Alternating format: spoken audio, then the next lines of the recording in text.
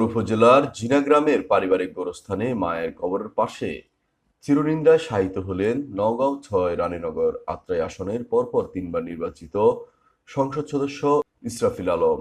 সোমবার ভোরে ঢাকার একটি হাসপাতালে চিকিৎসাধীন অবস্থায় তিনি মৃত্যুবরণ করেন। তার মৃত্যুতে রানীনগর আত্রাই এলাকায় শোকের ছায়া নেমে আসে। তার মৃত্যুর খবর ছড়িয়ে পড়লে রাজনৈতিক নেতাকর্মী ও সাধারণ জনগণ তার গ্রামের বাড়িতে জমায়েত হতে শুরু করে। ঢাকা থেকে হেলিকপ্টার যোগে বিকেল ৩টায় মরহুমের লাশ রানীনগর উপজেলায় হেলিপ্যাডে আনা হয়।